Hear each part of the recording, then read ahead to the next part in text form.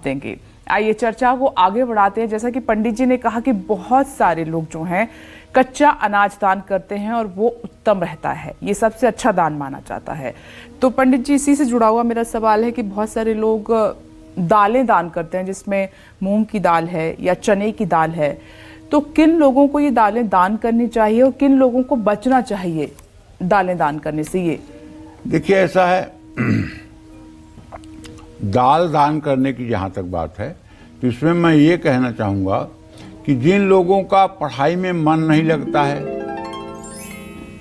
समय रहते सही फैसले नहीं ले पाते हैं, ऐसे लोगों को साबुत मूंग की दाल का दान करना चाहिए।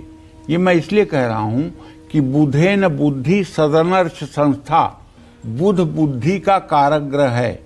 जब बुध नीच राशि में या अस्त हो जाता है या पाप पीड़ित हो जाता है या मृतावस्था में हो जाता है तो ऐसे व्यक्ति की बुद्धि पढ़ाई में नहीं चलती है।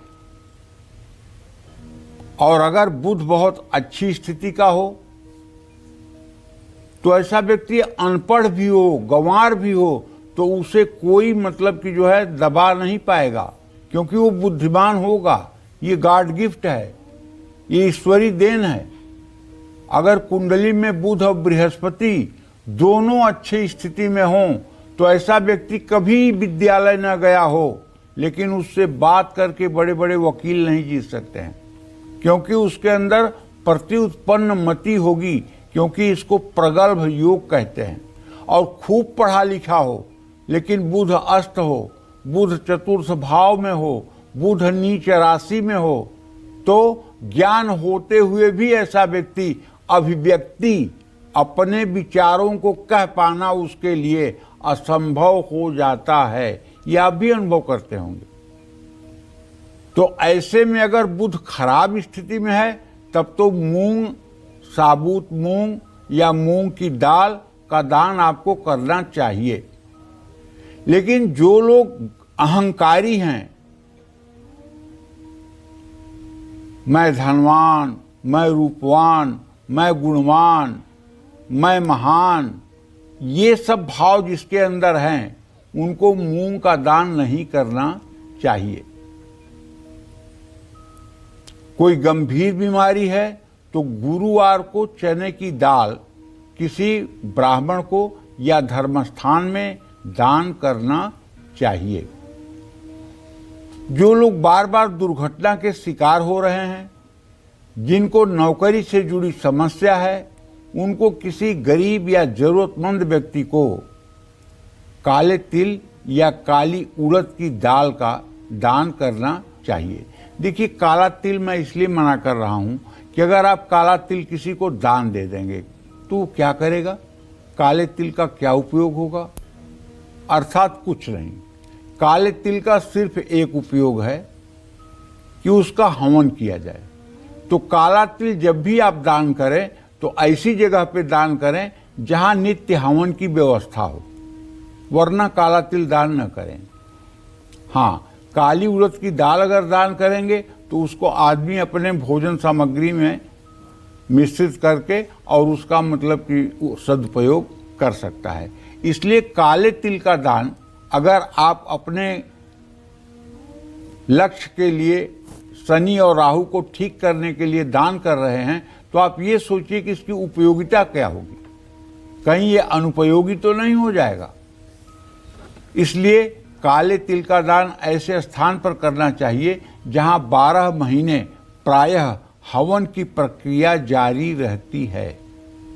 जैसे हमारा विंध्यवासिनी मंदिर है, विंध्यवासिनी मंदिर में पश्चिम तरफ जो हवन कुंड बना हुआ है, वहाँ 12 महीने 18 घंटे रोज हवन की प्रक्रिया निरंतर जारी रहती है। वहाँ अगर आप 50 किलो भी काला तिल दान कर दें, 10-20 किलो देसी घी दान कर दें, उसका भी सदुपयोग एक दिन में हो जाएगा। लेकिन ऐसे जगह किसी व्यक्ति को ले जाकर आपने काला तिल दान दे दिया जो कभी हवन नहीं करता है, जो कभी हवन में सम्मिलित नहीं होता है, तो फिर वो काला तिल तो आपका बेकार है। तो इसलिए दान देते समय इसीलिए कहा गया है पात्र, देश, काल और परिस्थिति का ध्यान दे करके दान करना चाहिए। मतलब आप जो दान दे रहे हैं, दान लेने वाला उसका अधिकारी है कि नहीं, उसके योग्य है कि नहीं, इस बात का विचार आपको जरूर करना पड़ेगा। बस एक चीज का विचार मत करिएगा।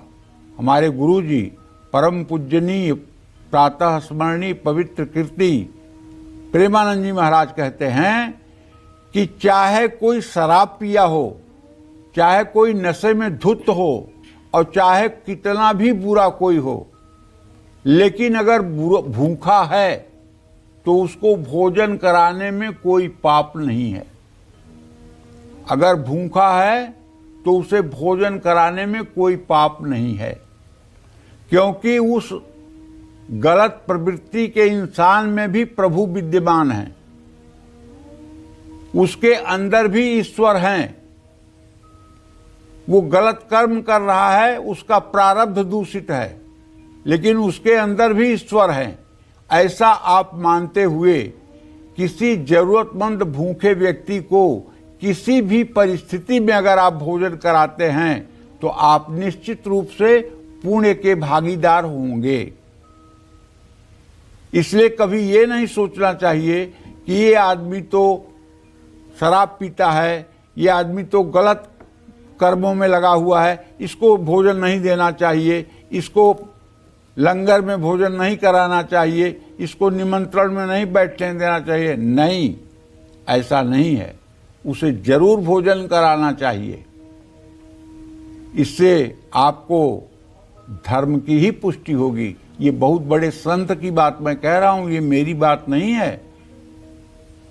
जिन्होंने बहुत अच्छी तरह से दुनिया को समझा है, ये उनकी बात है। इसलिए आपके सामने भी अगर कोई दीन दुखी भूखा आता है तो चाहे वो जो हो, उसके गुण दोष पे ना जाओ, उसको भोजन करा दो।